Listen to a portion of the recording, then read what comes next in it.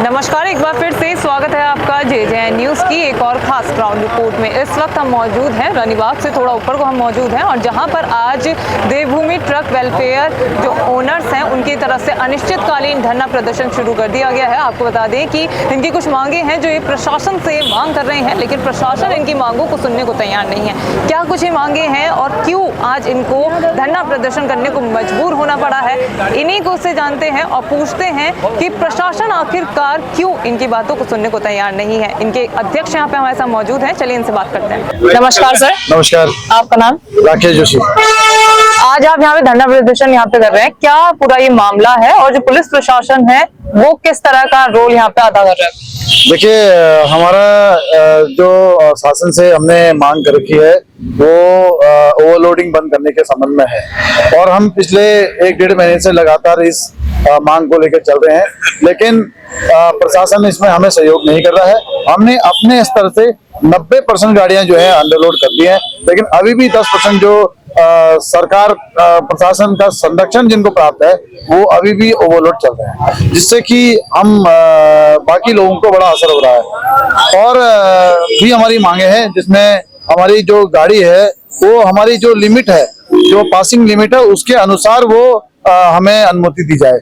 इसके अलावा जो मुख्य द्वार है, जैसे बड़े बड़े शहर हैं हल्द्वानी, टनकपुर, रामनगर, कोटद्वार, ऋषिकेश और पिथौरागढ़, बागेश्वर, इनमें कांटे लगाए जाए ताकि ओवरलोडिंग पूरी तरह से बंद हो जाए। इसके अलावा हमारा एक ये है कि जो चालान होना चाहिए वो आरटीओ को और ट्रैफिक इंस्पेक्टर को ही उसकी पावर होनी चाहिए। तो अभी क्या है कि चालान जो है हर चौकी में हो रहा है और बेवजह चालान हो रहा है, जिसकी वजह से बहुत बड़ा उत्पीड़न पुलिस द्वारा हमारे ट्रक मालिकों हो रहा है। तो ये बिल्कुल पूरी तरह से बंद होना चाहिए। और इसके अलावा जो निजीकरण है फिटनेस का, वो भी हमारा एक मुद्दा है, उसके लिए भी हम विरोध कर रहे हैं। तो ये सारे हमारे मुद्दे हैं। तो आज जिस तरह से आप लोग यहाँ पे इकट्ठा हुए हैं, तो क्या चक्का जाम आपकी ओर से यहाँ पे किया गया है आज?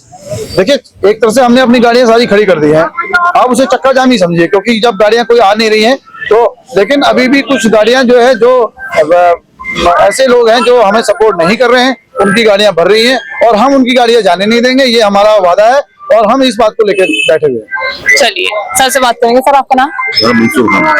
तो जिस तरह से मैं देख पा रही हूँ कि पुलिस प्रशासन यहाँ पर गाड़ियों को तो आगे पीछे भेज रहा है, लेकिन क्या आपकी बातों को पुलिस प्रशासन ने सुना है?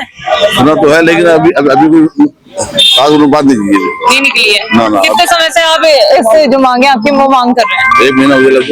लगभग 1 महीना हो गया है। तो कुछ प्रशासन की ओर से कहा गया है, कुछ आश्वासन? अभी कोई ऐसा आश्वासन नहीं मिला, कुछ आश्वासन नहीं दिया गया। वो बल्कि यहाँ से हटाने को कह रहे हैं। पुलिस प्रशासन हमें यहाँ से हटाने की बिल्कुल साजिश रचा है और वो बिल्कुल नहीं चाह रहा कि हम यहाँ रहें, और उन्होंने अभी स्पष्ट रूप से कह दिया है और रात में कभी भी हमें ऐसे उठाया जा सकता है, लेकिन हम सब लोग यहाँ पर एकत्र हैं और अपनी एकता के साथ यहाँ बैठे हुए हैं। हम 1 भी इंच यहाँ से हिलेंगे नहीं, चाहे हमें यहाँ से जेल जाना पड़े, चाहे कुछ हो जाए।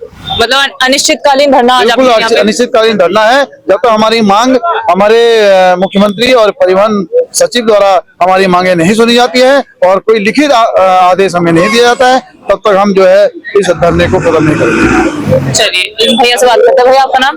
मेरा नाम दिनेश सिंह बिष्ट है। मैं देवभूमि ट्रक वेलफेयर एसोसिएशन बागेश्वर का अध्यक्ष हूँ। मैं आज हमारे महासंघ द्वारा जो हड़ताल का जो आह्वान किया गया है उसका समर्थन करने के लिए यहाँ पे आया हूँ। जैसे कि हमारे अध्यक्ष जी ने बता दिया है कि हम लोग लगभग 90% नियमों पे चल रहे हैं, अंडरलोड चल रहे हैं, लेकिन 10% जो लोग हैं वो अभी भी ओवरलोड चल रहे हैं। उनकी वजह से बाजारों में अस्थिरता आ रही है, वो लोग कम रेट पे माल पहुंचा दे रहे हैं, तो इसलिए जो लोग नियम का पालन कर रहे हैं उन लोगों को नुकसान हो रहा है। हम लोग शासन प्रशासन से ये कहना चाहते हैं कि जो लोग ओवरलोडिंग कर रहे हैं उनको आप रोकिए, इसी सबको नियम कानून का फॉलो करवाइए।